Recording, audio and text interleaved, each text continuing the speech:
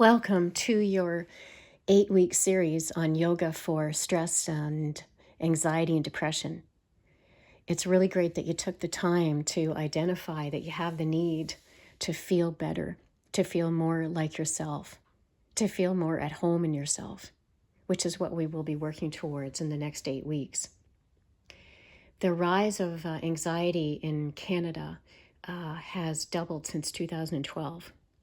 There's a study that found that the proportion of Canadians aged 15 years and older with a generalized anxiety disorder doubled from 2012 to 2022. So from 2.6 to 5.2%. Now keep in mind, this is from a treatment center, Banyan Treatment Center, whoops, I don't have to say that.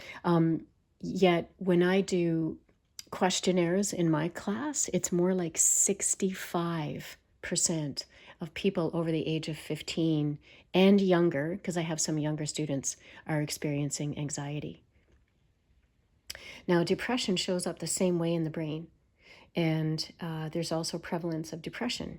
They really go hand in hand.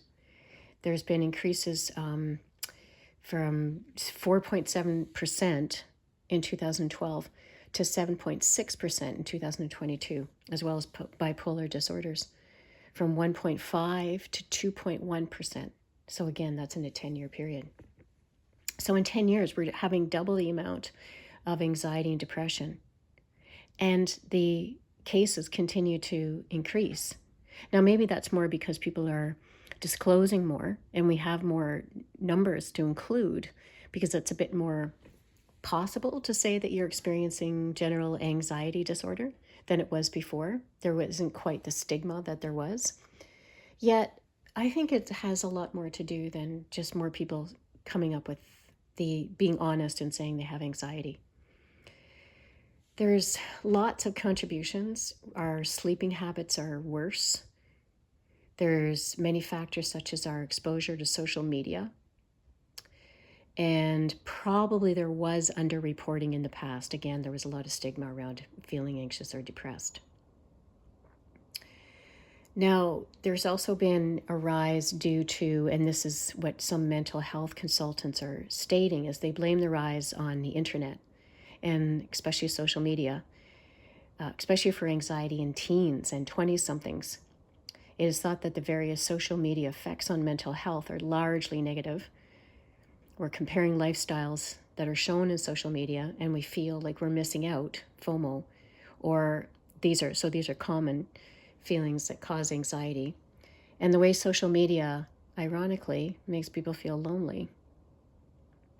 So not to mention the fact that social media is addictive and it produces the same increase in dopamine that drugs give you. So at this point, it appears anxiety and millennials, for example, are intertwined. There's so many young people feeling anxiety. What is anxiety? It's a common feeling linked with worried thoughts and associated physical changes like an increased heart rate, blood pressure, your palms might sweat, and dilated pupils. And that's just a few of the effects from the increased nervous system. While anxiety is natural, anxiety disorders are more extreme. Anxiety disorders involve intense fears with more severe physical responses that can interfere with a person's daily life. There are many different types of anxiety disorders, including generalized anxiety disorder, specific phobia disorder, social anxiety, and panic disorders. Now, after looking at all this speculation about what's causing anxiety, I would say that it's because we are feeling very malnourished as a society. We're separated from each other. We're living in our silos, our homes, separate from each other. And there's not a lot of deep, intimate, close contact where we're relating. It can be in many ways that we are experiencing this malnourishment, this scarcity, whether it be scarcity of touch and scarcity of face-to-face contact, the scarcity of breathing together, praying or being in a meal together, scarcity of beauty with a capital B, the scarcity of silence. We are so inundated with stimulation and distractions. And the scarcity shows up in so many aspects of our lives. For example, we live in an economy that has created scarcity of money. There's scarcity of health. You know, the risk of a woman having breast cancer is 1 in 2 or 1 in 3. And the scarcity of relationship. Again, we're not connecting. We're not sharing resources. We're not out on the fields together, planting seeds together.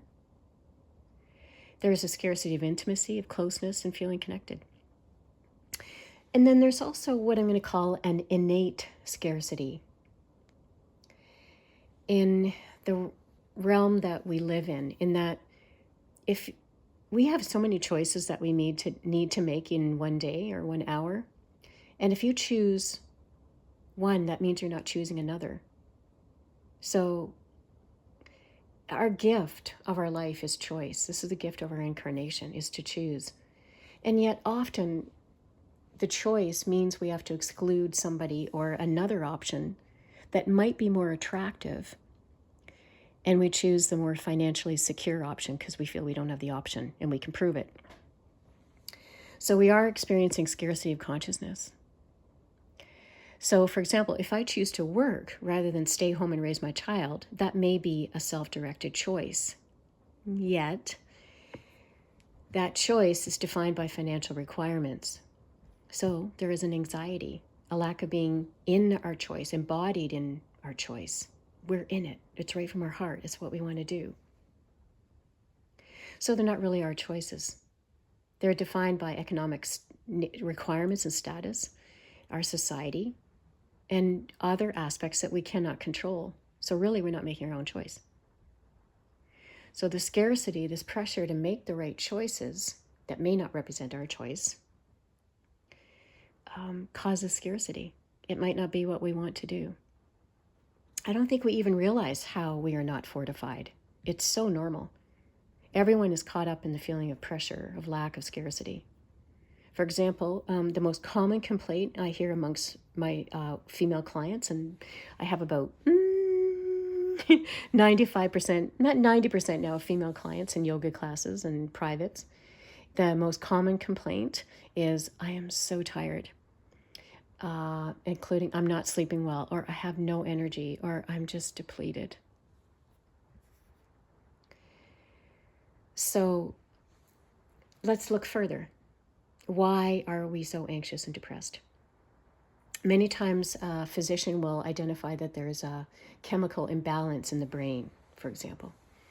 But maybe looking at a specific part of ourselves, the brain, or how, and that's the rain, by the way, you might hear it, or the chemicals in the brain being out of balance, is if we look at that, it is only ever going to give a partial answer.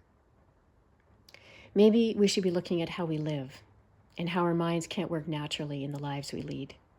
Our brains, our human brains, in terms of cognition and emotion and consciousness, are still the same as they were at the time of the Beatles or Mahatma Gandhi or Cleopatra or the Stone Age. Our brains are not evolving with the pace of change. Primitive humans never had to face emails or pop-up ads or invisible radar monitoring our speed on the streets when we drive, or breaking news or self-serve checkouts at Loblaws. So maybe instead of worrying about upgrading technology and slowly allowing ourselves to be cyborgs, we take a look at how we could upgrade our ability to cope with all this change. So the course will help you to identify how you're feeling, like as you're feeling anxiety or depression and you feel the escalation or you feel yourself going down the rabbit hole, and be able to identify that moment and pause and see the thoughts that you're having that are creating the feeling. This is what the course will reveal. That's the first step in the course.